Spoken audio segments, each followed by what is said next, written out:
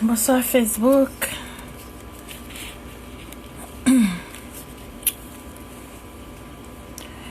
Je dis à moi un message qui est sensitif, je vais le passer là. Et gloire c'est pour bon Dieu. Moi obligé passer anyway because it is very important. And so many of us women nous passer dans ça spécialement moi-même. By the time vin connaît importance moi, by the time vin connaît vrai importance moi as a woman and as a woman of God, it take time. And I'm sure that in this world right now, 95% women and men too, they still don't know their worth. They still don't know what it's like to wait on God and what it's like to how to deal with disappointment, how to deal with broken heart, how to learn from all these type of lessons and keep moving forward. And while you keep moving forward with on God and stuff like that. So glory to God for making me learn that in the hard way. And I still, you know, I feel like I feel amazing because bon Dieu qui t'aime passer dans moulin sa yo, li fait me passer dans bon leçon sa yo. And oh my God, before m'te learns who I truly am, before me even comprendre what God really wants for me or from me to, or what God really wants for me and what He really wants for me, before me even learn qui est, comment God voulait pour me vivre, comment, I mean, I don't know what to say, like, before me even learn all these things I learned today to become the woman that I am right now, before me become this woman that I am right now, oh my God, mba chom te ka apren leçon yo te ki pa passe over and over, I'm still pas ka comprendre leçon yo, but thank God now I'm whole now, thank God now I know my worth, thank God now I understand who I am, thank God now I know who I truly am, thank God now I discover what it's like and how it feel to wait on God and what it's like to be a woman of God. And thank God now I mean, I don't know, I'm in a better place right now that make me qualify now to open my mouth to even speak to other women about what I'm going to say right now. And so many of us women, we don't understand all the lesson that been given to us. So many of them is our choices that make us go through all those pain, all those, you know, headache. But at the same time, we still don't learn. You know? Life, ça son life qui est vraiment important. Il est vraiment important, but ça qui gagne son rêve attendre. So, when image là, moi cliquer là-dedans, moi cours que fond moi là-dedans, moi quitter caméra là-dedans, il say when God says no and your heart is broken. So many of us nous pas connait comment pour nous dire avec ça, les God dit non, les God dit nous non, les God brise que nous pour protection nous. En pile fois God brise cœur, c'est pour protection. En pile fois God pas bon ça ou te vle, c'est pour protection. And when you understand that, you're gonna rejoice. Oh yes. You're gonna rejoice on your suffering. You're gonna rejoice while you have you are allowed to have your feeling. You are allowed to cry. You are allowed to feel sad. You are allowed to grieve. But at the same time, when you truly understand, you're gonna shake up your dress, like shake it up. You know, shake up your body. Anything that embarrassing you, you're gonna keep moving forward. When you truly understand that the reason that God break your heart was for your protection, hallelujah. When you understand that, you're gonna move forward.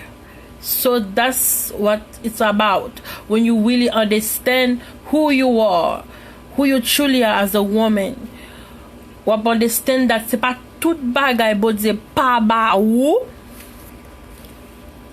pour faire pour triste about it, pour sad about it, or pour penser bon Dieu pareillement peut-être ça, or pour écouter moun kap so dat wap prier bon Dieu pas about this, dat wap servir bon Dieu pas about this, d'après les bon Dieu pas about this. Le plus souvent you need to understand that so many things that you want, God don't give to you. It is for your own good, for your protection. Because si bon Dieu te baoul, peut-être ou te capable jonglier qu'on y a. Tout côté où bon Dieu mettons, c'est parce que c'est là le vloyer pour le moment. Toute position, toute condition bon Dieu mettons, c'est parce que c'est là le vloyer pour le moment. Pas occuper moun kap do otherwise. Parce que nobody know the heart of God more than God. Right? Nobody know the heart of God. Nobody know tomorrow. Nobody know your destiny. Nobody know how you gonna finish. Tout le monde connaît comment venir, pas comment pour finir. So, pour me continuer, m'a descendre ça. Pour me continuer, m'a aller là. OK? M'a aller là pour me expliquer plus bien. Aïe, la m'bra jeune force moi, aïe non.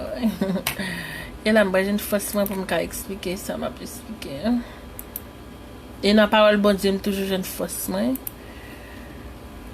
Parce que I was born to do that. So, yeah, here we go. You know, when God says no, okay, how to deal with disappointment. When God says no, et pas tout bagay bon Dieu retirer nan men pour penser son mal lié. En pile fois on sorte de protection liée. Sous te comprendre ça, ou ta bay bon Dieu gloire pito. Bay bon Dieu gloire non disappointment ou yo. Bay bon Dieu gloire while you grieving. Et ça fait la parole de Dieu dit rejoice. Ou même k'ap souffre, rejoice on your suffering. OK? Rejoice on your suffering. En pile fois bon Dieu retire un bagay nan men et parce qu'elle connaît sak nan men lan. OK, li connaît sak nan mais on li sont en danger pour nan on blocus pour destiny so therefore li retire nan mais pour ka protéger ou ta le oui puis pour me gen ouais on t'a petit combat là. OK, li retire nan mais comme une forme de protection pour capable protéger ou même qui pas connaît ou touyer tête ou continue getting more like grand pile femme m'a regardé ces jours-ci yo fait toute vie y a prêché et pas prêché non y a fait réclame pour beauté physique yo belle figure belle faux ongles belle make-up belle sunglasses belle robe belle maquillée belle décoration belle décalé pour coiffe belle grimelle belle cuisse belle jambe you know belle derrière belle etc. Yo fait tout temps yo y a brings out the beauty, the physical beauty. Yap show the physical beauty. Gena yo ki ale nan couteau, yo fait tété, yo fait derrière, yo fait bouche, yo fait nez. Gena yo tout chaque jour levé ka fait photo, m'te comme ça tout. L'aime pas qu'on connaît who I am in God, l'aime pas qu'on connaît my worth, l'aime pas qu'on connaît what it mean to be a true woman, m'te comme ça tout. M'te qu'on a pensé c'est beauté physique moi qui ka attirer garçon, m'te comme ça tout. So you know, m'te comme ça tout. C'est ça fait m'dou, gen bagay body, gen côté body pour lavo, faut que li passe non ban rouleau, faut que li passe non ban moulin pour ka vinn qualifier et puis c'est comme ça ou vinn qualifier pour ka parler l'autre monde tout. Parce qu'on pas ka si bon pas fait expérience avant ou pas ka rester comme ça pour venir parler à l'autre monde. Non, you gotta go through it so ou ap connait gens feel et ça fait aux faut passer maladie pour qu'on remède. OK? Ou fait toute vie ou comme jeune femme, ou ap montrer moun ou gen belle beauté. Ou fait toute vie ou comme jeune femme, ou ap montrer moun ou gen belle figure ou son belle femme. Ou figure toujours intact, tout bagay encore toujours intact, belle rad sourou, everything toujours intact, cheveux toujours bien fait, tout bagay. D'après fait ça, est-ce que garçon style pas jouer avant? Yes. Est-ce que garçon style pas coucher ou virer de yo? Yes. Est-ce que garçon pas style briser cœur? Yes.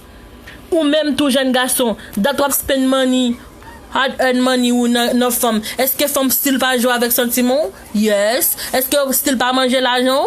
Yes. D'après bay femme belle parole, d'après gaspiller j'aime non femme énergie ou non femme. Est-ce que ou style pas jeune femme beaucoup de pique? Yes. Est-ce que femme style pas briser cœur? Yes. Ça veut dire que c'est pas beauté physique nous qui peut attract what God has for us. But it's our relationship with God. The way we dealing with disappointment. The way we dealing with what God don't want for us. Which is no. When God say no. How you deal with that? Let's go learn. Let's go understand that the thing that you've been wanted for all your life.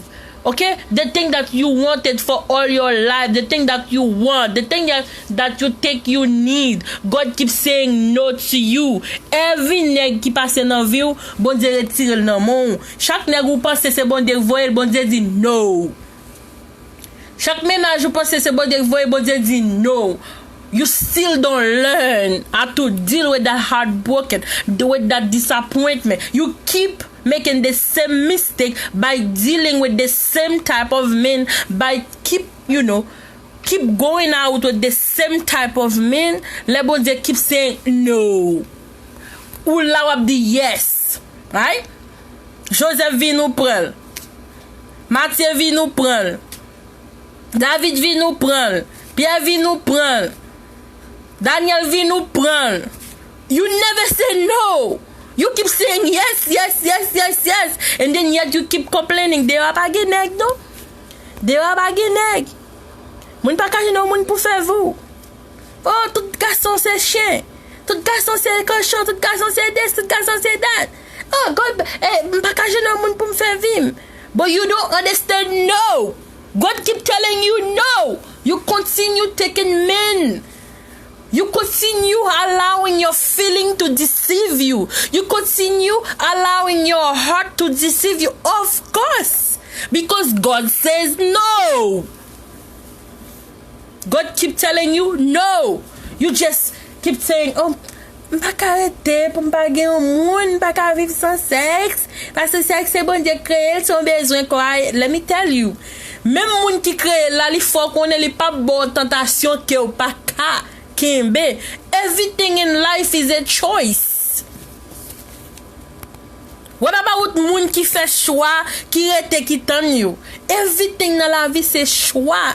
You choose the way you set up. J'aime tap di petit garçon moi soir, matin ou bien jodi, soumettez dans tout dit tête ou I can't do this, c'est comme ça m'ka fait. C'est comme ça, the way you set up your mind, that's the way your life going to be. So set up your mind, pour dire Mayu, I can't. Okay? Your life going to be a I can't life. So set up your mind to dire, oh, I can. Your mind, your life gonna be a I can mind. I can life, okay? Ou pas ka chaque, oh, m'pa ka vivre sans sexe, m'pa ka vivre sans pas gon moun, femme gon moun, bon Dieu te dit comme ça, nous toujours à manipuler tête nous. Nous toujours apprend like power dans Bible, nous pas même comprendre dans qui façon oh, n'a manipuler propre tête nous pour nous ka pour nous continuer. That's the thing. Oh, bon Dieu dit it's not good for men to be alone. Bon Dieu dit nous pas de pour compte nous. Même pas arrêter pour comme bagay. Mais femme go monde pas arrêter.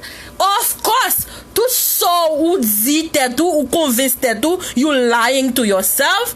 So therefore, the Satan here, of course, that for rebel against what God wants for you, lila pour bloquer destiny, pour mettre more return on destiny, because you don't understand when God says no about something in your life. Your no is a blessing.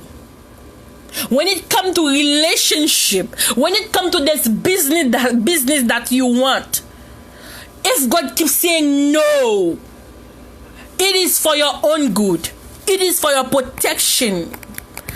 God keeps saying no to you, not because God don't want you to have good things, but it is because God tries to protect you from stuff that's gonna steal your soul, interrupt soul, détruit soul, détruit destiny that He voulait pour vous. But you keep forcing it, you keep pushing it. You keep listening to the voice of this world instead of the voice of God that's saying, no, my child, I got better deal for you. I got a better man for you. I got a better life for you. I got a better destiny for you. I got a better choice for you. I got a better home for you. I got better friends for you. I got better people to put around you. But you keep forcing. You wanna force it, you wanna fit in. You wanna prove like everybody else proving. You wanna show off like everybody else is sure. That's the thing. Your timeline is not theirs. You got your own pace. They got their own. Know how to deal with when God say no. When God say no, know how to deal with it. Ou fait tout temps ou maquiller, ou fait belle figure, belle forme, belle bout en bas, belle bout de garçon still play you. They still sleep with you and leave you heartbroken. They still lie to you. They still cheat on you. They still break your heart. You still haven't learned to say, you know what? I'm going to accept your no, God. This time I'm gonna do it with you, God. It's you or not at all. But you don't. You want what you want. Dat femme a brisé cœur. Dat wap faire mieux kay mette femme. Dat wap acheter belle machine mette en bas des femmes. Dat wap acheter belle kay pour femme. Dat wap spend money dans femme. Dat ou pral en Haïti ou pral entre femme. Dat ou pral en Haïti ou pral entre garçon. God said no. That's not what I want for you. You don't see that ou get entre n'importe des femmes déjà tous les deux femmes yo kito. Tous les deux femmes yo faut passer misère yo mettre en prison yo les police pour mettre non dans vieux bagay, because God said no, that's not what He wants for you, but you keep pushing it, you keep doing what God don't want you to. You go to Haiti, you get to bring like 2 men already. God said no. Ou fait jeune garçon ou pas même kon qui ça vle from you ou get to marry avec, but God did say no. Tout bagay dans vie ou a fait. Get the first thing qui push it, qui fait till something happen. You push till something happen. You don't let God help you push. Get the pot ou pousser ou pot la pas vle ouvert. Don't force it. Get the first thing nous même qui force thing. That's why they keep happening to us. Sam kone konya simte konye yo back then. My God. My God. When you know your worth as a woman, when you know your worth as a man, even you still your standard becomes so high to the point that, oh my God, you know, when God said no, you need to understand when God said no. Otherwise, you will pass n'importe 30, 40, 50 garçons, 1 million femmes. God said no. God say no. Bam read. M'reme l'histoire mon yo dans internet là, les m'a prêché, li aide me prêcher pi bien. I will never forget the moment when I knew I had answered no to something I really wanted. Sometimes, body dit, oh, I want sex. Give me sex. Give me sex. Tell the body no. I won't do it because j'en voulais pour me faire là, I'm pas capable because you want me to do it in the wrong way. I want to do it God way. You need to talk to yourself. J'aime te dire l'autre jour, j'aime te faire live là. C'est pas seulement les mon a bon mauvais conseil, you can lead astray. Your body. If you don't have control over your body gonna control you. And that's when you're gonna have two type of disease qui gagne. Or that's when you're gonna have all type of demon entering about you because you be sleeping around with all type of men, you know, because you wanna satisfy your flesh. Or you're gonna sleep with all type of women because you wanna satisfy your need, your flesh, what your flesh need. Sometimes you gotta say no. Say no to men that come kap vin pala avon na inbox ou. Kap vin bo bel parole. Say no to them. Say no to the woman that kap vin sezwi ou. Pour reti ou nan ligne ke wap bat pou ya avec bon Dieu. Say no to her. You gotta say no to temptation. You got to say no. He seemed to whisper this answer into my heart to help me realize I had spent too much time holding on to something I was holding on to something I was not meant to have. Gena nou rete la nos relation. Relation messed up depuis notre commencement. Nous rete là dedans, nous pas ka ouvrir genou pour nous c'est pas bon Dieu que ban nous moun. Mais puisque nous pas ka arrêter pour nous pas gon moun, nous pas arrêter pour nous pas gon moun nan vie nous pas arrêter pour nous pas gon compagnon pour nous pas gon garçon qui dormi derrière nous pas arrêter pour nous tendre bon Dieu nous pas comment pour nous gagner patience nous rester là rien qui pas faire derrière la relation pas faire ou pas ka gon moun faut gon moun pour aider bébé ou pas gon moun normalement après moun n'a cheat on you la prend femme sous la pas traiter la dormi derrière la bon menti. After months of presenting my request, he gently told me to let it go. Des fois, on l'aime so, je me dégoûte petit garçon Haïti, me remet petit garçon ça en pile, jusqu'on y a petit garçon ça même. Petit garçon te connaît fait me crier. Et ça passe loin avec un monde qui pas de maturité. You want good? You want all good thing in the world for that person. And all that person want is using you, prend l'argent, gaspiller dans l'autre femme, faut crier, c'est là. Go là même pas de ma prière, m'te go ba m'te fait pour lui, pour me dire de ka entrer monsieur ici, mal font ba pour lui. Pas de ma prière les gars de moi. Bon Dieu faut bébé. Bow. Il montre mi frère bébé à bow. Et puis mon pigeon blanc campé sous dossier qui nan dossier monsieur m'pa kon ça et puis mon bagay frappé bon sous dossier bon Dieu qui t'a montré mi pas vle that relationship m'stil pas ka comprendre moi t'es là crier toute la journée thank God for the woman I am right now kounya ko ton garçon en Haïti pour joindre moi pour faire me crier adje faut aller faire bon. At first, I didn't realize his plan were better than my own. Plan bon Dieu toujours better than your own people. Ou te mettre on your feeling, ou te mettre dans opinion. C'est qu'on se senti la vous c'est pour vous. Opinion, c'est comme ça. Listen, plan bon Dieu toujours plus bon pour vous. Moment of heartache, and seemingly empty hands left me wondering why he would take away this opportunity I desire so much. Get des fois quand je vois les monde comme ça opportunity vini once in a lifetime. Ou a une série de opportunités ou better run away from them. Go say the opportunity qui vini dans vie, run away from them because they're gonna cut you off with God. They're gonna split you off. They're gonna separate you with God. Please ça gen oreille tendez. Même les soubagay qui t'a quoi lever à terre, qui va mettre millions en poche. Franchement, depuis le poil keep you away from God, refrain from it. Depuis le poil faux, marcher sous volonté monde là, au lieu marcher sous volonté bon Dieu, refrain from it. Nous connaissons bagay moi joine k'ap frotter dans bouche moi. Pendant toute la vie dans les États-Unis, m'voye jeter juste pour pas perdre du royaume non.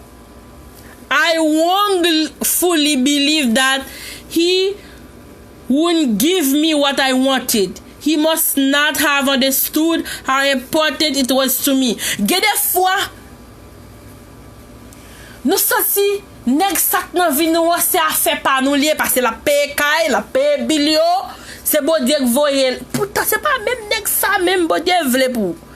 Ou getan fait petit avec, ou getan marié avec, ou getan acheter kay avec, ou getan I mean fait everything avec. C'est pas même li, everything seem right. But c'est pas li bon Dieu pour iskade. Li pas dans destiny bon Dieu. Regardez, destiny bon Dieu pour aller pas là-dedans. But c'est l'ouvle, c'est because it seems right, it seems the right guy, everything seems okay. Everything seems okay. All that glitters is not gold. It seemed like it was needlessly withholding, not giving abundantly like I thought it should. Genan nou, la vie nous désire ya, nous e bon Dieu poko jamban nou, bon Dieu poko jamban nou, et puis encore nous jeune moun négatif k'ap di nou, dat wap prier, ou pas jamais changer pour ou, dat wap prier, dat wap servi bon Dieu, dat wap sesit, ou pas la vous toujours pi mal, la vous pi wap koute bouche moun négatif k'ap vive pour le monde sous satisfaction flèche désir, le monde désir flèche li.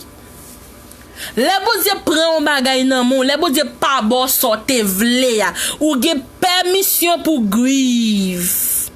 Le bon Dieu pas bon sorte vle ya, ou gen permission pour grieve. Ou gen permission pour grieve, but ou gen permission tout pour move forward. When we are forced to let go of something we really long for, whether it's taken away or it seems it will never be given. Grief is a natural response. Moi-même, c'est pas décrier, pas crier. Dans relation m'sotier ya. Avant me quitter relation ça, moi crier ça. L'opri Jésus m'fò de l'eau sorti. Moi lamenté, moi gémi.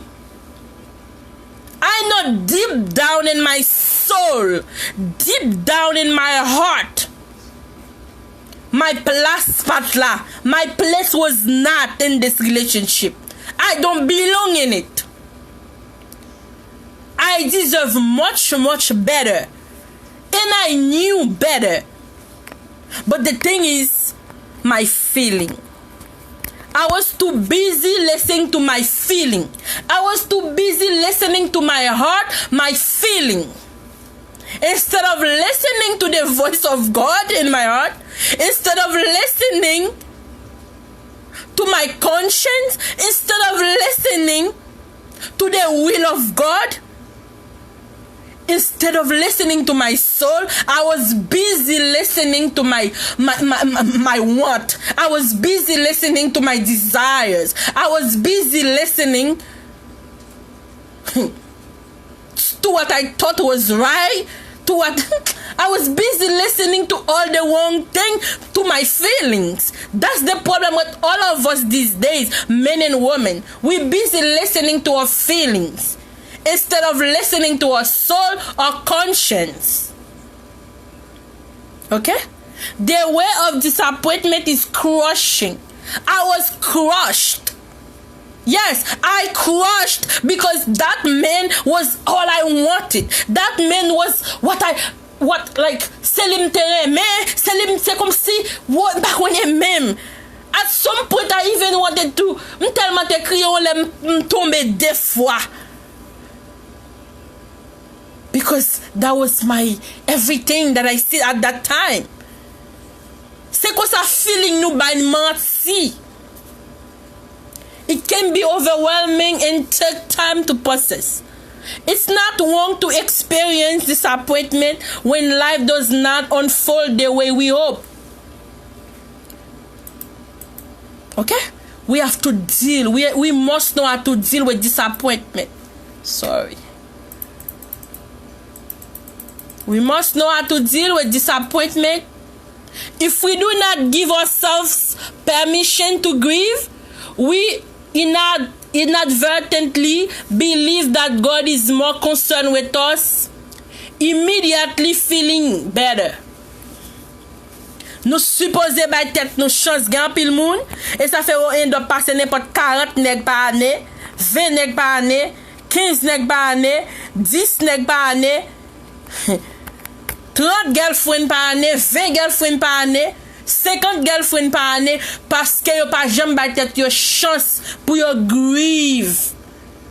Chaque bagay bon Dieu retire nan mon bay tête ou chance pour guérir, bay tête ou chance pour crier, pour lamenter, pour gémir.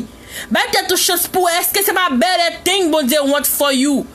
Stop going on your feelings. Stop go with your feeling. Stop listening to your feelings. Stop believing your feeling. Bay tête ou chance pour faire respirer. Bay tête ou chance, you know, pour comprendre tête ou. Comprendre tête ou. Bay tête ou chance pour comprendre tête ou. Hein? Bay tête ou chance pour faire comprendre tête ou. Faut comprendre tête ou. We lose sight of invitation he has given us to place our struggle at his feet. Là que ou confisquer tout up dans feeling ou confisquer tout up dans son senti, ça t'arrive tout. M'te là tout. Moi vinn perdre chance. M'perdi chance pour me remettre bon Dieu feeling, pour me remettre bon Dieu struggle. M'tap struggle pour me quitter relation que bon Dieu dit non à lui même non. M'struggle pour me quitter. M'rete là dans feeling, me de ah m'souffri. Ou connaît l'or struggle, l'or oublier bay bon Dieu struggle yo. Oublier la genou pour bay bon Dieu. Moi même malgré m'ta genou, il était still hard moi, m'pa bon menti.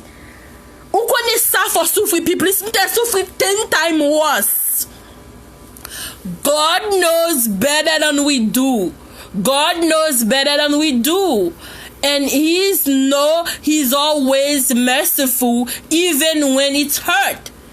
God knows better than we do. And He's always merciful even when it's hurt. Get des fois c'est pour poser hurt tout pour le protéger. Et pas tout bagay qui vient blesser dans la vie qui ont bad thing. Rejoice. There are good things. Presque tout bagay ou ek vini qui vient blesser ou. C'est pour protection. Ou pas gen moun si bon Dieu te bal million. Il t'a perdu nan li bon Dieu quitter dans condition ouais bon Dieu quitter là.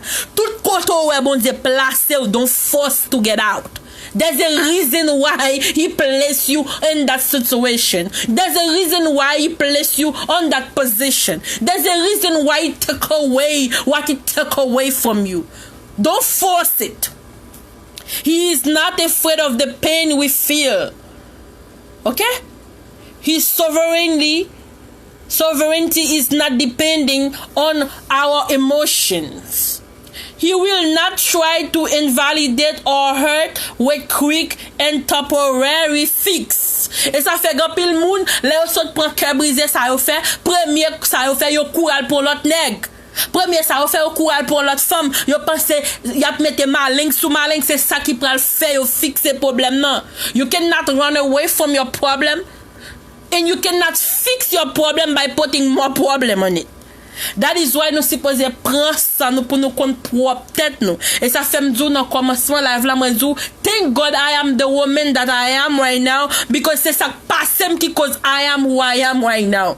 Gen bagay ka passo, c'est lui même qui pour faire who you become the woman you was meant to be, the man you was created to be. Okay?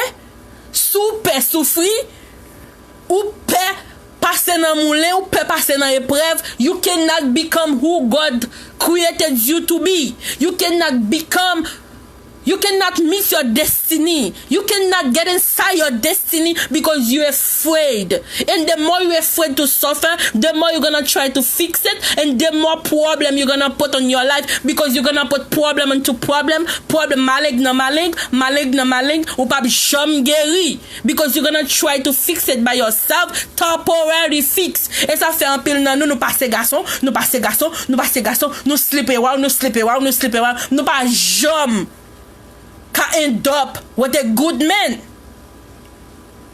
En pile nan nous couche à femme, nous pas jamais can end up with a good woman that deserve us, because we keep making our own choice. We forgot to trust God in our struggle. We forgot to place our struggle at his feet. That's the thing. We are free to express a sense of lack of and sorrow in the moment. M'kondolence. M'kondolence. I know the feeling. So, oh my God. He lets us feel the void so that he might satisfy us with himself. L'on gen problème comme ça. Si problème ou gen, pas make you fall on your knees. It might bring you closer to God. Hey!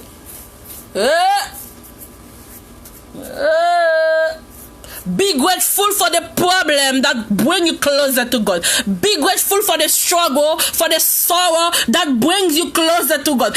Be grateful. Et pas tout bagay bo di retire nan mou son mal li fò. Gen bagay bo di retire nan mou, il t'a pas la cause ou perdi solo. Il t'a pas la cause ou perdi relation à beauté. Il t'a pas la cause ou perdi non dans royaume ciel là, dans l'Islavia. Gen bagay bo di retire nan mou, il t'a pas la cause ou perdi la vie pour éternité. Gen bagay bo di retire nan mou. Il t'a pas mettre bloqué dans destinée. He wants to draw near.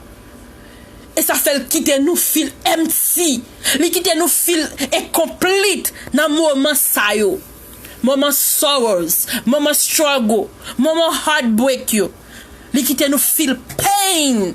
Parce que c'est pain qui pourra mener nous dans plamel.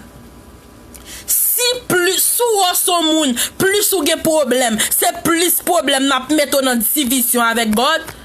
Ha!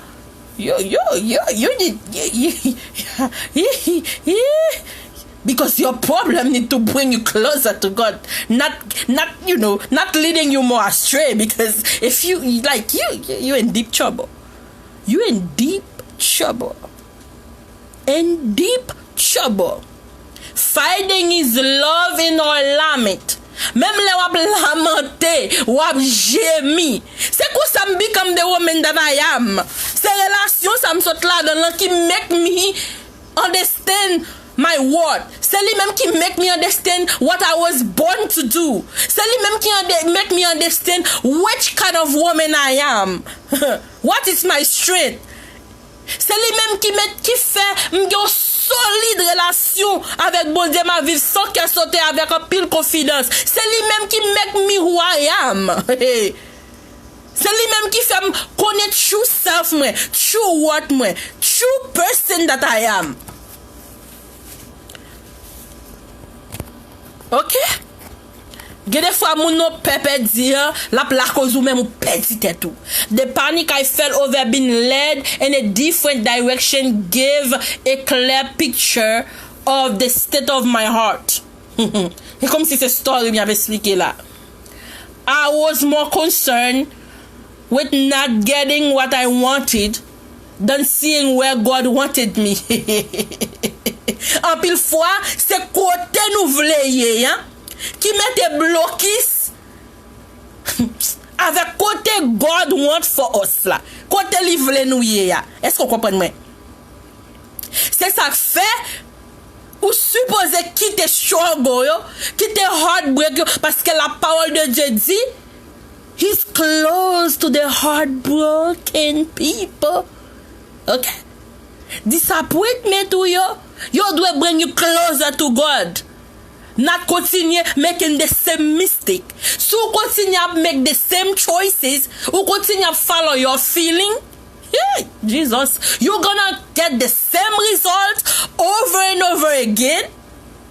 Ou toujours dit, pas gen bon garçon derrière, pas gen bon femme derrière. You know why? Because you keep searching for love in the wrong way.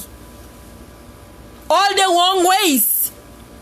Jacob vini le brise cœur, ou prend Jean. Jean vini le brise cœur, ou prend Joseph. Joseph vini le brise cœur, ou prend Jackson. Jackson vini le brise cœur, ou prend Jonathan. Jonathan vini le brise cœur, ou still continue à prendre. Next. Next. Next, that means you never learn. Samantha vini le brise cœur, ou prend comment relais, ou prend Judith. Judith vini le brise cœur, OK? Ou prend Judeline. Judeline vini le brise cœur, ou still continue à prendre. Ou prend Daphne, ou prend Marjorie, ou prend toute qualité. You know what? It's you. It's your fault. Because you keep allowing your feeling to control you. You keep living on your feeling instead of trusting God to giving you his best for you. Okay? You was more concerned with not getting what you wanted than seeing where God wanted you.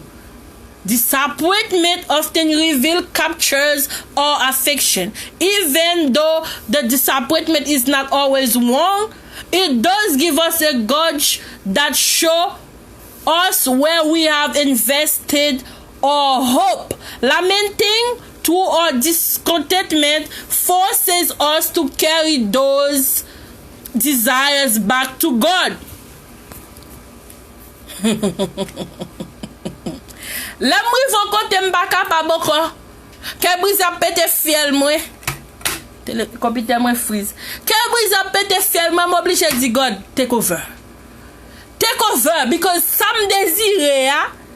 M'gade mwen son men grimo parce que m'reme grimo. Mwen son men bien campé devant. Bel cheveux. C'est desire mwen. C'est desire moi et goût bouche moi. Mais est-ce que l'éternel volonté mon Dieu? No. Non. Est-ce que maman voulait lasser li mon Dieu pour moi? Non. But I continue deceiving myself. I continue go ahead with my feelings. Huh? M'tombe d'amour plus la brise kem la foué couteau la prend goine la goine kem la chaque kem la grage kem nan grage plus m'a d'amour est-ce que ouais histoire Satan dans la vie l'on pas fait bon Dieu confiance l'aime pas capable comme Dieu mais ta genou pour mouche me sur tête pour me dire God take over. I am dying. I'm sorry. Combien fois dit bon Dieu sorry? Ou même jeune femme cap tandem. Combien fois dit bon Dieu sorry, take it back. I am sorry that I follow my desires. Desires of the flesh, take it back. I'm sorry, God, take it back. Combien fois dit God, I'm sorry. M'm continue pas jamais learn. Chaque leçon passe m'pas jamais apprendre. M'm continue à exposer body sur internet là. M'pense c'est lui qui fait jeune garçon même. M'continue à montrer m'ge belle figure. M'pense c'est lui qui fait jeune garçon même. M'continue à bailler belle souris dans photo. M'pense c'est lui qui fait garçon même. M'continue à faire toute qualité coup de pays, belle faux ongles. M'pense c'est lui qui bailler faire garçon même. M'continue à babiller n'importe comment, tête dehors, cuisse moi dehors, vagin dehors, toute bagaille qui fait femme toute dehors. I'm sorry. Chaque nèg qui vient cause avec me pas contre comment pour me dire non. I'm sorry. I'm sorry, God. I accept that you say no. This time, I'm gonna go with your no, not my yes. Combien fois dit bon Dieu ça? Datwa fait réclame pour beauté ou. Est-ce que beauté ou un péché ou qui brisé? Datwa fait réclame pour gros cuisse, belle jambe ou, belle forme ou. Est-ce que les péchés qui ont brisé? Datwa exposer bon Dieu ou dans internet là. Pour garçon qui bien campé. Datwa prend en bas couteau ou gaspiller l'argent qui te ka aider pauvre. Ou bay docteur riche sous tête pour faire tête au camper, pour mettre faux derrière, pour faire bouchou gonflé quoi jol pas connaît. Hein? Dans toi battre pour prêtre au camper droite. Est-ce que yo fait garçon style pas briser cœur?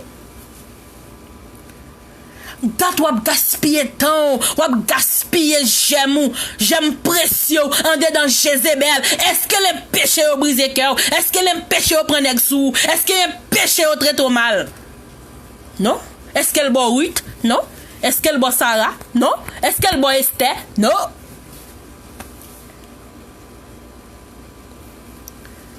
Even if just to question why He hasn't given these things to us, it sheds light on the idols we have created in our lives. Genan nous, son ménage, on fiancé, on mari, qui idole nous. Genan nous qui te cœur nous aller net parti dans un humain. M'te là tout. Dans un humain. Instead of qui te cœur parti dans bon Dieu et puis pour bon Dieu faire route là avant. La parole de Dieu dit dans Jérémie 17 verset 5, malheur à l'homme qui confie dans l'homme parce que l'homme pas avec l'Éternel. Nous-mêmes nous perdons nous la guerre que nous net by l'homme. Nous la guerre nous net by l'homme. Say, oh, it's my everything. It's my everything. No. When you know better, you speak better, you think better, you act better, you do better. Your everything. This is the name of your everything. Not a human being. Not a human being. This is your everything.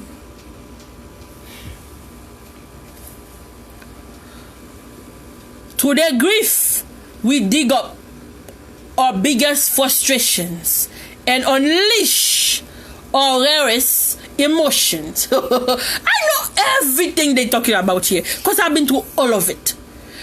Grief graciously draw us into wrestle with God in every wound and disappointment. Anyway.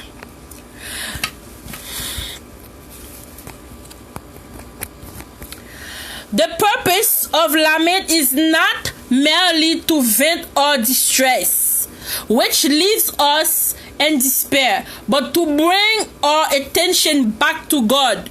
Genan nous still pas qu'on comprendre. Ge bagay ka passo dans la vie, ge calamité ka passo, ge tribulation ka passo, ge une forme de persécution à endurer, ge une forme de cœur brisé, disappointment à endurer. C'est un purpose lié pour ka bring you closer to God, bring your attention to God. So appel lié, so forme de protection lié, so forme de appel lié. C'est l'Éternel qui dit vini petit moi, I'm calling you. Mais c'est de toute façon pour me faire comprendre que c'est moi qui prelo. You don't understand. You are losing your soul. You are losing your body. You are losing your spirit. You are losing your destiny. I am calling you, my child. Come back to me. Hear my cries. Hear my plea. Hear my voice, my child. No confisque na feeling nous. No confisque no heart desires nous. Evil desires of the flesh. No confisque no tout bagay kap détruit la vie nous. We are more concerned about not getting what we want, which is some of us is sex. Gapil nan nou problème qui fait pas arrêter tant God best, c'est sex. Nous concentrer dans desires of the flesh. Nous pas vle rete sans nous pas gon moun ka takine kon nous, ça siet kon nous, mais nous pas comprendre que nous bay Lucifer, trop access dans body nous bay Lucifer, nous bay Satan, trop access dans body nous. For our body belong to God. Our body is a temple of God. The white man deserve access to our body, not our desires of the flesh. Gen moun se figi moun li pote, mais gen Lucifer en dedans. Si tellement vin dans la vie ou vin tourmenter la vie, li vin bouleverser la vie. Gen moun se figi moun li pote, mais Lucifer chita en dedans. Moun wap dorm avec des dos chaque soir, li gen doit son mari met bag nan droit ou gen doit se marou lié, mais Lucifer chita en dedans pour taquiner destiny ou, pour taquiner la vie ou. La vie ou pa gen la paix, la vie ou pa gen mon sourire, la vie ou pa gen tranquillité. Et bon Dieu k'ap dou non, nèg ça pas pour ou, et pas limite bon comme mari, c'est ou fait choix ou. Parce que ou pas gen patience pour ton. Gen nèg k'ap dormi dehors, c'est Lucifer kan dan nèg la qui chita de dos là, la dormi levé dehors. Ah Marie, ou gen 50 petites avec, ou pense c'est li bon Dieu te bon parce qu'on gen 50 petites avec. Mais l'Éternel te gen dou non depuis d'avance, but you force it. Because you see people getting married, you wanna get married. You see people calling my husband, you wanna do this, you wanna fit in. Ou pas qu'à camper dans God promise for you. Because ou besoin qu'on sacrer les réveils la nuit avec sa siette, avec un bail chaud dans dos. God promise and the hope we have in Christ. He promises that he hears us when we call. He hears us. Nous parlons de Matthieu. Écoute Matthieu là. Matthieu, où là chérie? Let's go. Nous parlons de Matthieu. Je vais attendre pour arriver dans le verset.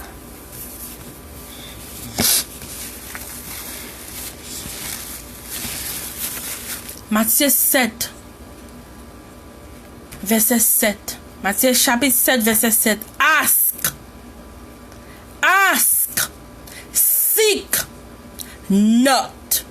Combien de nous qui ask, nous pas tant de réponse. Combien de nous qui seek, nous pas tant. Et combien de nous qui knock, nous pas tant de porte là ouvert. Pas oublier l'homme bandé. L'homme bandé, pas oublier ou dans combat de force. L'autre force là pas dans ken combat avec. Mais go une force yo dans combat avec. L'homme mandé. L'homme courir jeune réponse rapide. Faut make sure que c'est l'Éternel vrai qui répond nous. Parce que gen nan quoi vous dire, t'as ben go bon mari, mais comment t'as aimé well, mais comme ça t'entend de ça bim. Il voit elle. Ah c'est bon Dieu bam nèg ça, m'te là tout. C'est story m'a expliquer tout parce que m'passe yo tout. Et ça fait que des fois qu'on entend des négativités sur Facebook. Ou li combien nèg bon Dieu, ou pas entendre yo? Ou pas entendre yo? Moun k'ap moquer moun yo, ou pas entendre yo? Tout nèg c'est bon Dieu qui voye, ou pas entendre pour moun ça mettre statut sur Facebook. Sick. Ou pas connaître son sick là. Ou m'a suivre bon Dieu. Et bon Dieu m'a suivre. Bon Dieu. Ou t'as des miracles fait là ou courir. Ouais pote yo do pote tant quoi boire jeune tant mari dans tel ou jeune mari dans tel jour ou pote comme. You sick in the wrong way. Yo dit gon côté qu'a fait miracle là, moun qui sous chaise roulette lever marcher ou get aller. Do you know who you seeking? Est-ce qu'on connaît qui miracle ou sick là? Est-ce que c'est bon Dieu vrai qui entre dans moun ça qu'a fait miracle ou pas connaît? You seeking the wrong way. Ou qu'on la frappe pas. Oh, m'a pas dit opportunité ça, vrai bon Dieu vrai. Do you know that ça t'a qu'on voye opportunité tout? Tant qu'on opportunité pour make money. Toute la semaine journée make money. Money. Ça Bible en dit de money. Ah, you need money. You need it. Don't get me wrong, you need money. But not the way the world make you think about it. Ask and it will be given to you. Seek and you will find. Knock and the door will be open to you. Gena nous ask mais nous pas attendre réponse là. Car nous chaud. Nous pas attendre. Nous pas connaître bon Dieu son monde qui pas jamais pressé. Il pas jamais avant l'air, il pas jamais en retard. Il toujours à l'heure. Nous ouais telle affaire nous besoin faire tout. Seek. Nous pouvons comprendre comment pour seek. Seek to have a personal relationship, an intimate relationship with him. And there you will find yourself. And when you find yourself, there you will find him. And then when you find him, you will find yourself. And you will know who you are. And when you know who you are, you will know your worth. And when you know your worth, you will know what you deserve. And you will wait for it. Knock. N'importe porte qui ouvre, nous franchis. Nous franchis. Oh, nous franchis. Nous franchis, nous peur pour nous pas joindre ça nous demander. Oh, nous peur pour nous pas joindre ça nous désirer. Nous peur pour nous pas joindre ça lié nous pas la foi. La paix bon cerveau. On continue.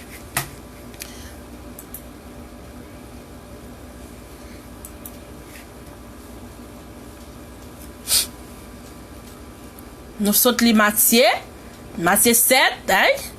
Nous saute les Matthieu, qu'on y a nous là. He promises that he promises that he hears us when we call. He promises to be near to us. Nous dit nous ça déjà. Lorsque cœur brisé, la parole de Dieu dit, li près des broken hearted.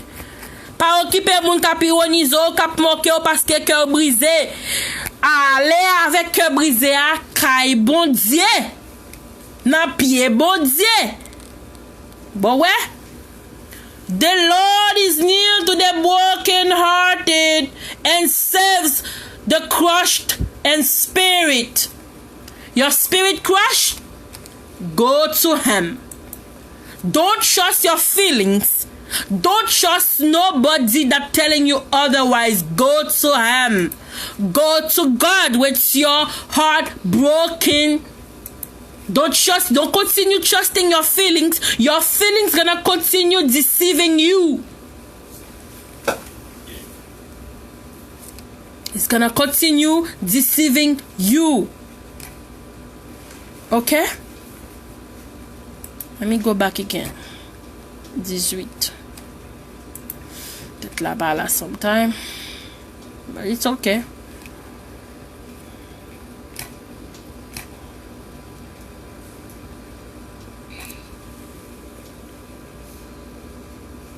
The Lord is close to the broken-hearted. Nous dans Psalm 34, verset 18. And saves those who are crushed in spirit. Don't trust your feelings. Ou gen cœur brisé, ou gen tribulation, ou gen calamité, ou gen despair, ou gen sorrows, ou gen struggle, ou gen loneliness, ou gen n'importe bagay tentation. Don't trust your feelings. Don't trust people's opinion. Go straight to the word of God. Go straight at his feet. That's where you're supposed to lay down all your struggle, all your sorrows, all your confusing, all everything. Stop trusting people. Stop by feeding vantu by people. They cannot help themselves because their heart is not even in God. Their heart is not even with God. How you take someone qui parle même bon Dieu pour le cadeau? How you take qui parle bon conseil? Il pas bon conseil according to the word of God. La bon conseil according to the concept of this world. There's a difference between conseil le monde avec conseil according to the word of God, according to the commandment of God, according to the heart of God. Même l'elle sonne bien dans oreille, that doesn't mean it's good. Because it don't come from God, it's not good. He promised to be faithful. Okay? Deutéronome 10. De préparer là, moi, Deutéronome 21, non, Deutéronome 31, 6. Amis, Sandy, you need glasses. Okay.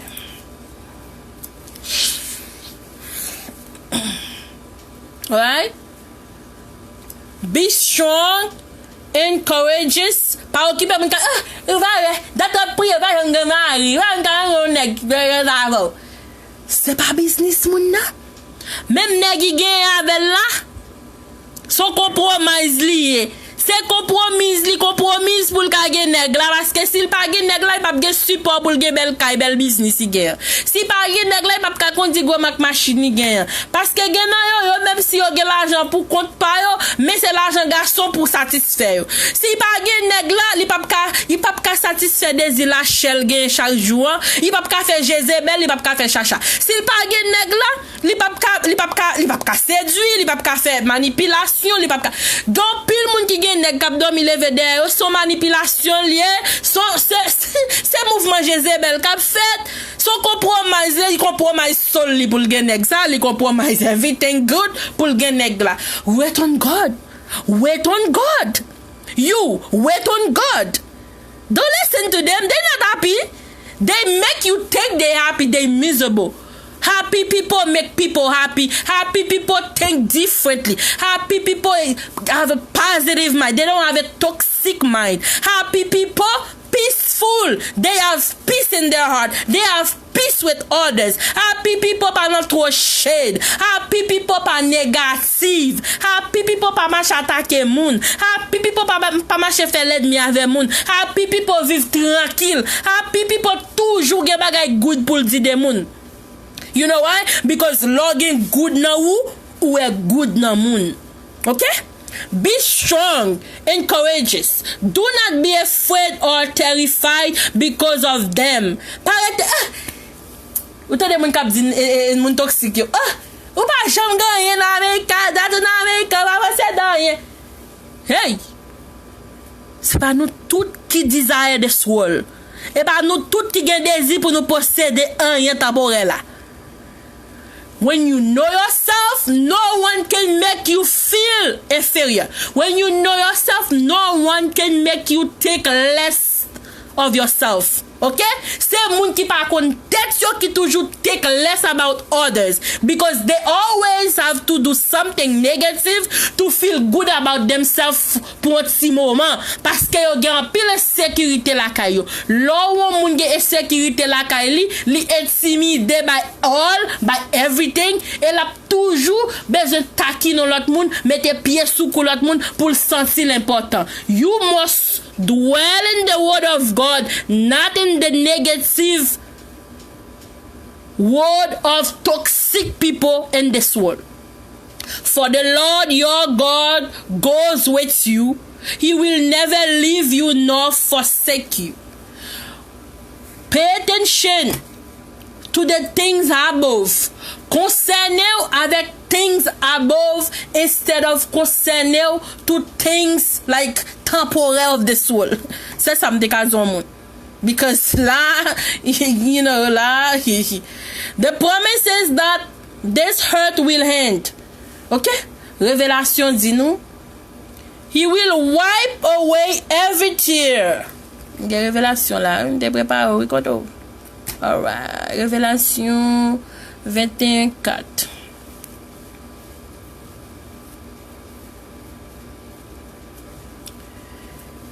Révélation 21:4 dit, He will wipe away every tear from their eyes.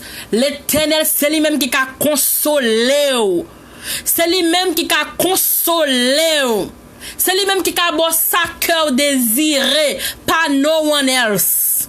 Not your money, not your bank account, not your cars, your houses, your men, your whatever. Nothing, none of that.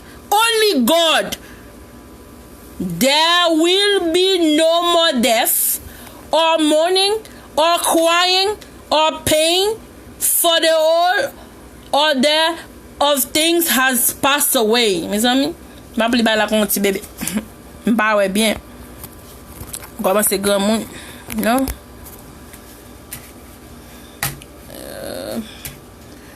Nous sorte les révélations. Nous pas dit bon de merci nous petite jeune femme qui apprend tant sur Facebook pour venir lire verset pour nous. Nous pas dit bon Dieu merci une petite jeune femme qui remet God là. Oh, qui vient lire verset pour nous, qui va venir prêcher nos médiocrité, qui va venir cap réveiller nous de temps en temps dans parole bon Dieu. Nous pas dit bon Dieu merci nous jeune petite jeune femme. Nous jeune petite jeune femme qui porte message pour nous. Kap ouvert yeux nous, kap ban nous parole bon Dieu, kap lit si bagay pour nous de temps en temps. Non, nous pas faire. Si m'ta vinn dénigrer moun sale moun, yes, nous t'a pour m'a faire bon bagay.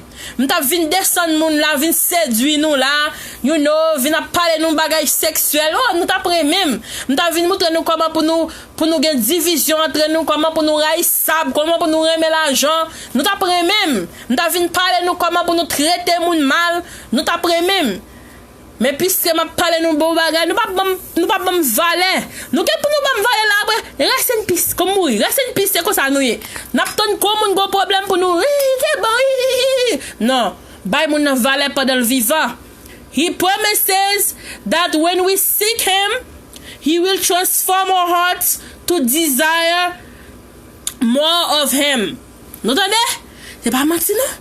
Là où vraiment chercher bon Dieu. Là où vraiment chercher bon Dieu pipo.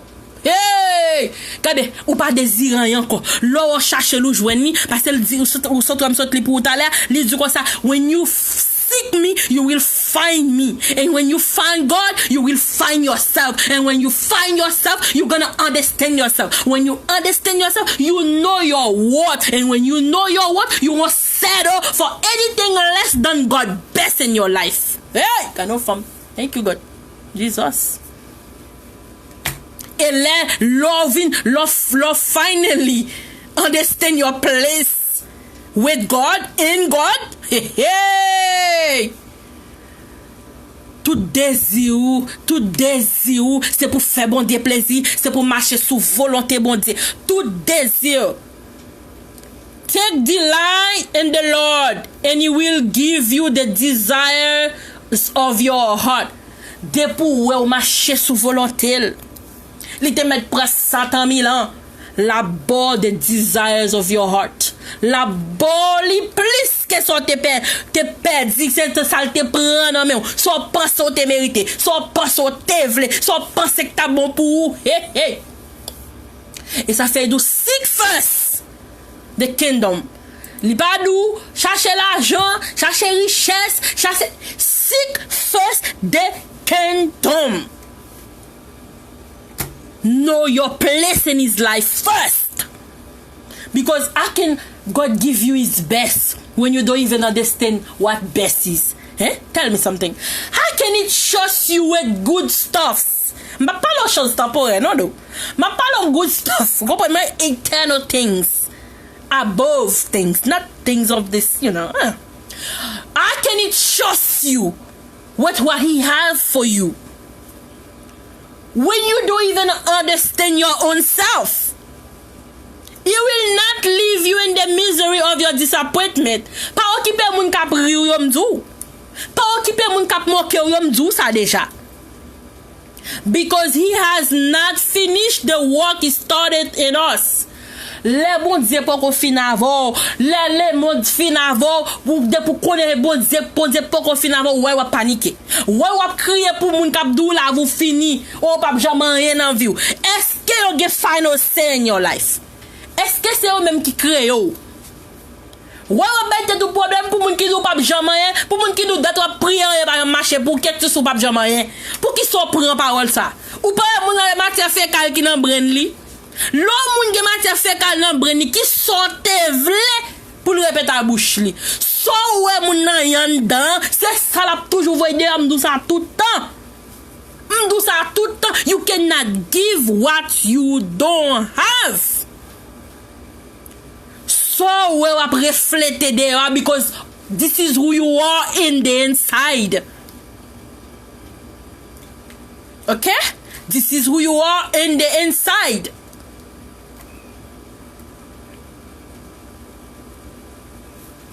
For Philippians chapter 1 verse 6 says, being confident of this, that he who began a good work in you will carry it on the completion until the day of Jesus Christ. Who began the good work will finish it. Même bon Dieu commence avec là, de pour faire confiance. Ou commence avec là, ou faire faire confiance, ou croire dans promesse, ou croire dans parole, ou rester dans parole. He will lift you up. La fait méchant yo saisi ou. La fait Satan yo saisi ou. La fait moun k'ap moke ou yo saisi ou. La fait persécution qui pense au pape jamais, k'ap dou pape jamais yo. Yo k'ap vinn demander, yo gen pou vinn marcher, yo gen pou marcher sous genou pour vinn beg you for money. Yo gen pou vinn beg you for job. Yo gen pou vinn beg you for forgiveness. Yo gen pou, oh my God. You don't understand. Regardez, moun qui t'envoie, yo la fait vinn en dernier et la faut vinn fin et ça faut pas besoin worry. Rest in the word of God. Rest in the promises of God to you. Don't worry about them qui get across the line. Rete nan moun da camionnette la toujours.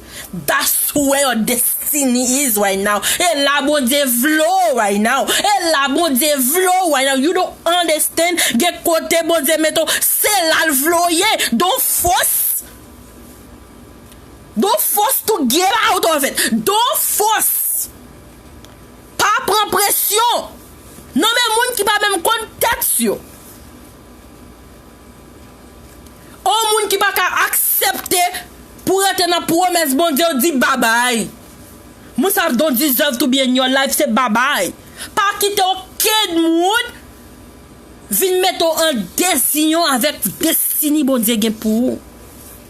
Depuis pas qu'à comprendre, your walk with God, bye bye. Yes, bye bye. Depuis pas qu'à comprendre your walk with God, your relationship with God, your faith, bye bye. Bye bye, quitte m koto wem nan. Because koto wem nan c'est la bon Dieu vle mieux pour le moment.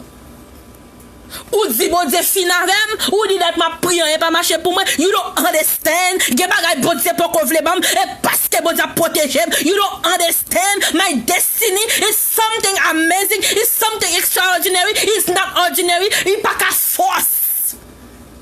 M'paka prend ma dette to my take my dette to my own hands because j'en vle la li pap sorti j'en bon Dieu vle la. You don't understand.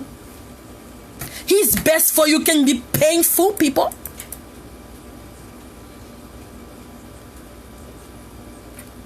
Huh? Because he has not finished the work he started in us. He will assure us of his love as we invite him into a struggle. Into the struggle we feel. Est-ce qu'on invite bon Dieu? Dis bon Dieu, m'bouke oui, m'bouke passe ménage, m'bouke marié, m'bouke passe femme, m'bouke passe garçon. Take over. Take over, my body tired. Take over. No, you won't say it. Ou dit, bon, dis-nous c'est temps pour Seigneur, fait tout tété à bon dim. Fait toute position, fait toute qualité bagarre à bon dim. Bon dim, il y a trois moun qui passe là-dedans. Take over. Take over. Take over. Take over. Take over. You won't say it. You continuing on your feeling. You don't understand that God best can be painful. Pas occuper moun k'ap dou pas ka gen bon Dieu pour ap souffrir. Moun nan pas même gen bon Dieu pour tête pal ou quitter la dou tentenade tandis que la parole de Dieu dit faut souffrir. Prends quoi marcher avec sourire même faire volonté.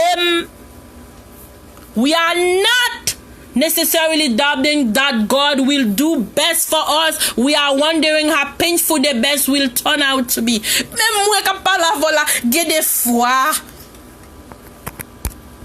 fois. M'contenté. Même stand strong, stand still in the promise of God for me. Because m'ap gade gens monde la a dérouler là, si m'parete dans promesse God là, I will lead myself astray. And I don't want to lose my soul for this world. This world is not worth it. It's not worth it. Resurrection forced something out of our hands we have hope to keep. Les bon Dieu dirige. Les bon Dieu mettre in the right direction. Les bon Dieu retire dans direction mettre tête ou en redirection. Let's force something out of your hands Nèg ou pense ou pas jamais perdu, you end up perdu. Femme qui prend là même il pense c'est game bataille là. Pendant ce temps c'est ou game bataille là. You feel lost in the moment. But when you finally understand that God say redirect, il t'a redirect, you're gonna see that you are the winner all along. Oh my God, God, pray. Oh yeah. You're gonna understand this. Yeah, God. Oh my God. Yeah. Femme n'a pensé, c'est lui qui fait plus bon job. Pendant ce temps, c'est où t'as fait plus bon job là. Femme n'a pensé, c'est lui qui est plus belle. Pendant ce temps, on gagne plus belle parce qu'elle n'a tout sens. Aïe? Femme n'a pensé, c'est parce qu'elle est plus bon. Pendant ce temps, on gagne plus bon parce qu'elle n'a tout sens. La voix est montée parce qu'elle prend nègre là. Oh! Nègre là pensé, c'est ou pas de bon bouli. Pendant ce temps, ou t'es plus bon parce que femme kavel qu'on y a.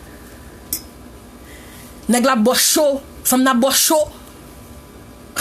Yo pense c'est ou perdu. Pendant ce temps, you are the winner.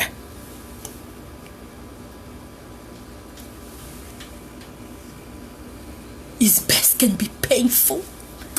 My loving finally recognized that you was the winner all along. All this time. It was for your good. God was doing all of that for your good. Ou t'a goumé pour être dans relation. God même a retiré nèg la nan mon. Ou t'a goumé pour être dans relation. God même l'a retiré femme nan mon. Because you deserve better, you deserve God best. Through that, we begin to realize God's plan for us. Life does not equate to the easy or comfortable road. Les bons affaires ou t'avou, la vie pas confortable, les bons affaires ou t'avou. Bagay yo pas facile sous tout. Les bons affaires ou t'avou, faut souffrir, faut passer dans moulin, faut gémir, faut lamenter. Faut get cœur brisé, faut get disappointment, faut prendre tribulation, calamité. But you don't understand in the moment because you are in the moment. Dans moment où passer bagay yo ou dit why God, why tout monde a bien vivre, pas bien vivre. Dans moment où passer problème, why tout monde gen l'argent, why monde qui paré mon gen l'argent, moi même qui mon God pas gen l'argent. Why tout ça me fait passer mal God. Toute porte me frapper pas vle ouvert pour moi God. Regardez comment elle paré pour. Regardez comment elle bagay. Tout bagay bien marcher pour elle. Moi même pas jamais ou pas comprendre because you in the moment. You in the moment. Rejoice. Les bagay pa ka marcher dans la vie, you got to rejoice because it's for your own good, your own protection. Gen bagay bon tiet, ta vle bon, s'il ta baoul, ou ta perdu nan mou, ou ta perdu place sous la caille papa. S'il ta ba ou ta get mouri déjà. Gen bagay bon tiet pa vle bon, c'est pour protection. Gen ba li retirer nan mou parce qu'on t'a pas détruit puis devant. You are a winner. Be grateful for the thing that God don't give you. Not all the time you have to be grateful for what He give you. Some things God don't give you, you gotta be grateful. Clap for yourself, clap for God. Say thank you to God. Thank you for the thing that I wanted, but you didn't give to me. They are blessings. You don't understand. Not everything you have is blessings. Something you don't have, they are blessings. Hallelujah. Hallelujah. But He is working all things together, even this disappointment, for our good. Hallelujah. Such a praise what I have. Hallelujah. Even the disappointment was for your own good. The heartbreak was for your own good. Pas occuper moun kap moqué parce qu'elle pas connaît la parole. Li pas ge bon Dieu dans ville, li pas ge cet esprit dans ville, li pas vivre sous volonté bon Dieu. La vivre sous flèche, sous désir flèche li, la vivre sous principe le monde. Of course faut le moquer ou. Of course faut le dire négatif bagay de ou. Of course faut le rire. Of course faut parler mal de ou. Of course faut le dire bagay to bring you down. Of course faut le battre pour faire sentir inférieur pas utile. Of course faut faire sentir pas jamais rien. Of course faut le dire pas jamais because il pas content li either. You don't have nothing good in him or in her. Of course, c'est comme ça la toujours think. And we know that In all things, God works for the good of those who love Him. Do you love God? If you truly love Him, know that all things God works for the good of those who love Him, who have been called according to His purpose. You have a calling, my sister. My brother, you have a calling on your life. That is why your life is upside down. That is why your life is a big mess. That is why your life, oh my God, there's so much chaos in your life. No relationship work, nothing work. You don't have a good job. You're struggling for money. Oh my God, you homeless. You got every type of problem. You have a calling, but when are you gonna answer the call? It is because you don't answer the call. You've been rebellious. That is why you don't understand who you are all this while and why all this happening to you.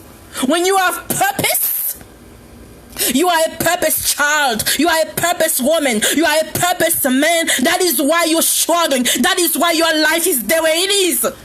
Listen to people that don't even know themselves telling you otherwise about yourself. When you know who you are, you will think better, you will do better, you will act better. They don't know themselves. That's why they are so negative. You're full of toxic.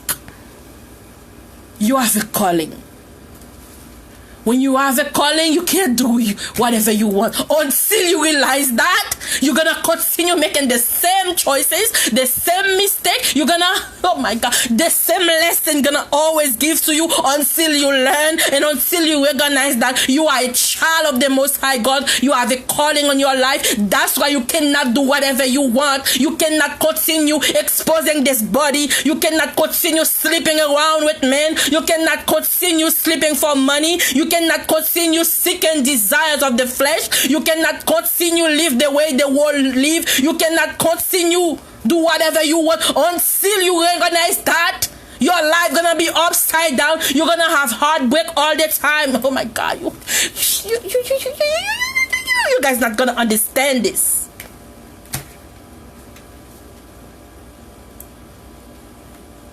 God always have our ultimate good in mind. Which means He will provide the arrow from our hands. Gena nous, on s'aime bagay, nous connaît très bien bon Dieu après nous depuis longtemps, mais nous refusons by monde là do. Why?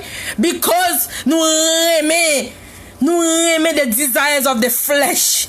Nous aimons l'argent, nous aimons sexe, nous aimons toute vieille party of the world, nous aimons ambiance of the world, nous aimons plaisir de world, nous aimons toute vieille bagaille qui sorti dans les mondes. Nous refusons répondre à appel là. Et pas qu'on bon Dieu save nous all this while. Bon Dieu save nous from headache, bon Dieu save nous from persecution, from magic, from expedition, from accident, from diseases, from sicknesses, from all bad things, the enemy throw at us.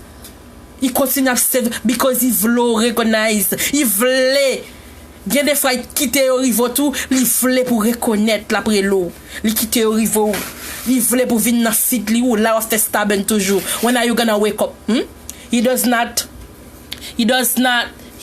this not because he is a cruel or depriving us or is depriving us. He knows better than we do. And He's no.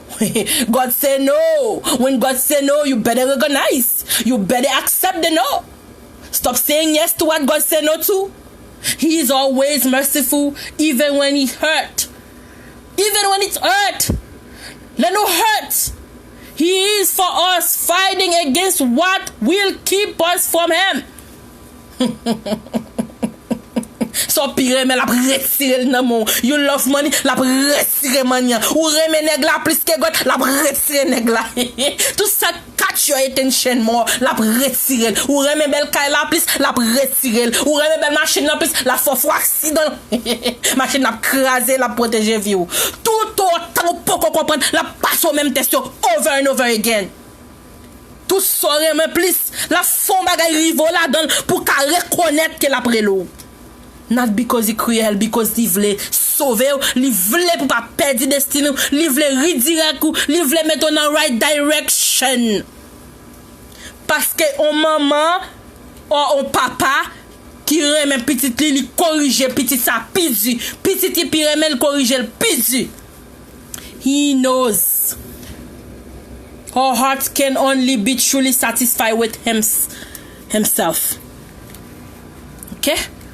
Que nous seulement qu'à satisfait avec présence bon Dieu là-dedans. Ou te mettre coucher à garçon jonvelé, ou te mettre coucher femme jonvelé, ou te mettre l'argent courir derrière l'argent matin midi soir. The only person that can satisfy your heart desires is the presence of God in your life. Ou pas jamais satisfait. Ou pas the more money you got, the more money you wanna make.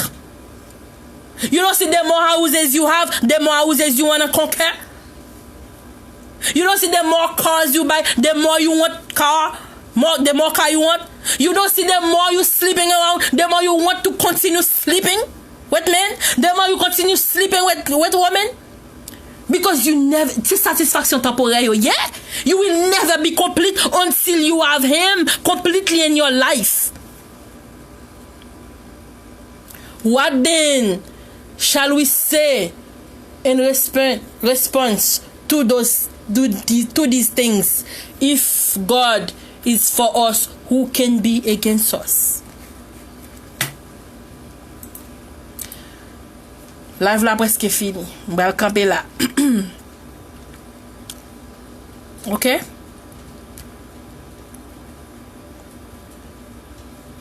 He will not tolerate being second in our lives. Son Dieu qui jaloux lié. Tout ça qui prend position dans le cœur, tout ça qui prend dominion dans le cœur, tout ça qui domine la vie, become your God, become your idol, and God won't have it. God won't have it. Whether you like it or not, God won't have it. It's either you all in, you all out. God pas vraiment so. Because he wants us to have something so much better than what the world can offer us. When are you gonna understand? When are you gonna understand that what God can offer you, what God promised you, what God have for you is better than what you want for yourself? What God want for you, what God desire for you is better than what you desire for yourself. It's better than what the world make you think you need and deserve. When God takes something away, he creates space in our lives for more of him. So dis nous ça déjà, des fois c'est ça le prendre mon là qui peut bring you to a relationship completely with him. Sous ouais ça bon Dieu prendre mon là li éloigne loin puis plus de God là qu'on on get perdu déjà comme si you when God takes something away, he creates space in our lives to fill us with more of him and his blessings. That is the greatest gift of all. You may not feel like it in the moment. So do ça déjà dans moment. You're gonna be overwhelming. You're gonna, oh my gosh, you're gonna complain. Oh my God. I find myself doing all that. Trust me. Trust me. I cannot lie to you. Trust me. When I understand who I truly am, I understand my purpose, my mission, I understand who he created me to be, I understand my self-worth, I shut up. I be quiet. Even till today, I still do it sometimes. And then, après ça, je commence à faire parole dans la tête, and then I be quiet. And then I genou, and I ask for forgiveness. Where we are forced to reconcile disappointment, but he wants to help us understand it is true. He wants us to experience for ourselves, to taste and see, and know that he is good. He's a good God. But we must understand him. If we don't understand him, if we don't seek him, till we find him, we will never understand God. That's true. Taste and see that the Lord is good. Blessed is the one who takes refuge in him. Take refuge in God. Not in your feelings, not in your opinions, not in your wisdom. Take refuge in God. Disappointment may be part of living in the world as we struggle to let go of our earthly desires. I told you, I told you. Your earthly desire is gonna mess up you. They're gonna destroy your destiny. They're gonna destroy what God wants for you. It's up to you to fight it. And open our hearts to receive the good things God wants to give us. But if we are in Christ, our struggles with disappointment is only temporary. The promises of God and the joy we experience as we realize them are eternal. M'dou c'est ça m'dit tête moi chaque jour. Qui fait les moun toxique yo parler. M'ka frappe stomac moi sou yo. When God say no, you need to know how to deal with the disappointment. Because God will disappoint you all the time to protect you. God will break your heart all the time. So you won't lose the destiny He has for you. God will disappoint you all the time. God will break your heart all the time until you understand your value. Until you understand your worth. Until you understand that He's calling you. He wants you and He wants what's best for you. Learn to trust on His promises. Learn to trust in His word. Learn to dwell in His promises. I love you. Bye-bye.